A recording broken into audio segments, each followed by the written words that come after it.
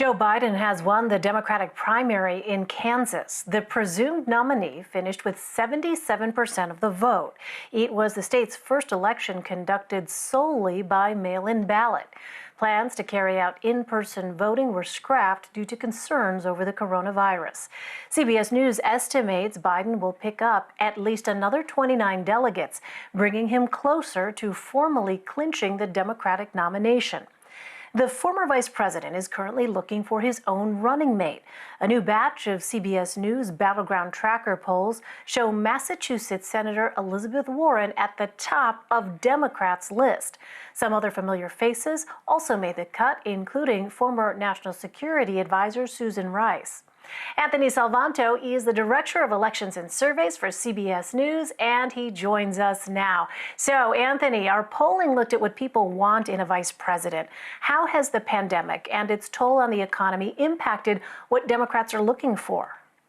Hi, Elaine. Good to talk to you. And one of the things that really stood out was that people said they were looking for economic expertise in a vice presidential nominee and also crisis management experience. Now, we had put those on the list along with things like legislative experience, executive experience, the kinds of things you typically see people talk about in looking for a VP. But one of the things that really stood out there is that looking for that economic experience, well, that's related to, of course, Americans being very concerned about their own job losses, about financial hardship, and of course, the downturn in the economy. And then crisis management experience, of course, as this comes amidst the coronavirus outbreak. So it's really interesting to see how all of that development is now shaping a little bit of what people are looking for, at least among Democrats, as they look for somebody that Joe Biden might select, Elaine. And you looked at which candidates Democratic voters want to see being considered for this role. Anthony, it seems like a lot of the people who ran for president earlier this year came out on top. Yes. And look, one of the secrets, the secrets of polling is that sometimes when you put a list in front of people, the most known names are the ones that are going to elicit a lot of the opinions just because people are familiar with them. So it is no accident that we see people like Elizabeth Warren, Kamala Harris, Amy Klobuchar, all of whom just ran for president against Joe Biden, coming out on or near the top of that list. In fact, for a lot of the other names that were put forward based on CBS News reporting, things that people that may be being considered or recommended to the campaign, well, a lot of them are more unfamiliar to Democrats. It doesn't mean necessarily that the people who know of them wouldn't like to see them selected. In fact, in most cases, they would, but it's just that they're very unknown. And so after all of that, you do see Elizabeth Warren with that large gap. I don't want to say lead because it's not a horse race, but that large gap in preference among Democrats for who they would like to see pick. But again, really strong correlation there between folks who are very fresh in the minds of a lot of Democrats and others who may be mentioned, Elaine. Well, Anthony, during the primaries, we talked so much about how Democrats were trying to figure out how best to appeal to swing voters. I wonder, is it clear whether or not they're doing the same calculus here? Yes, in fact, they are. In the primaries, which can seem like they're very distant now, but back in the primaries, you often saw Democrats trying to play political consultant. And if you recall, we talked about that a lot. When they were thinking of a nominee, they were trying to figure out who might appeal to other people, to other voters, particularly swing voters or moderates, as opposed to the predominantly liberal voters in the Democratic primary and rank and file Democrats. Well, we see a little bit of the same thing going on here. So voters are saying in one case, well, we think that it would help the ticket if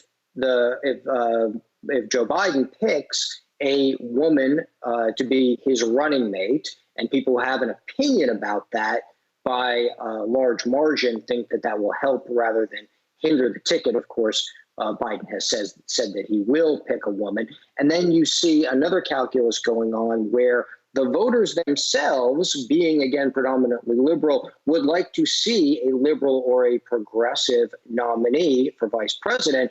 But those who have a view on the matter think that it might be a moderate rather than a liberal who would help the ticket win. Again, thinking of that sort of bank shot, what will other people, the people the Democrats ostensibly need to persuade and bring over to their side, find appealing, not just what they themselves would like to see. And so, yes, that echoes a little bit of what we saw throughout the campaign, where Democratic rank and file voters trying to figure out what other voters want, and we'll see how well they've done at it.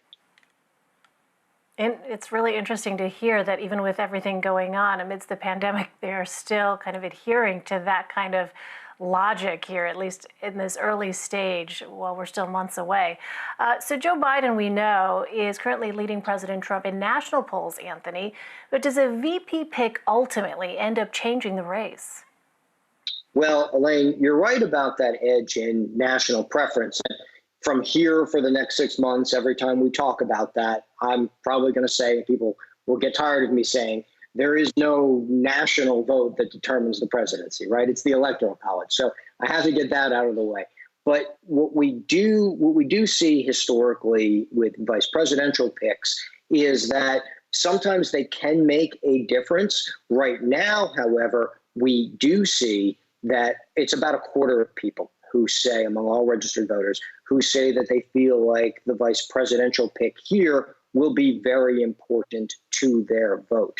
Well, that's something. It's obviously not a majority, but it's something. And look, if this election is going to be close, as a lot of polls and a lot of political observers suggest that it will be, then everything matters.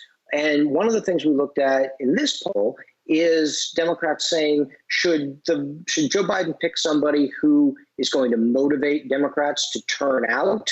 A lot of Democrats said yes. In fact, they really emphasized that. Should Joe Biden pick somebody who can motivate swing voters or draw over swing voters? And somewhat fewer, but a lot of Democrats said that as well. So to your question about what the vice president can do, it is often the case that the vice president is sort of sent out there to try to, do all of that. And, it'll be interesting to see this year, of course, what kind of campaign trail we actually have and what kind of campaign really emerges as we're still obviously in a lot of states under stay-at-home orders, et cetera.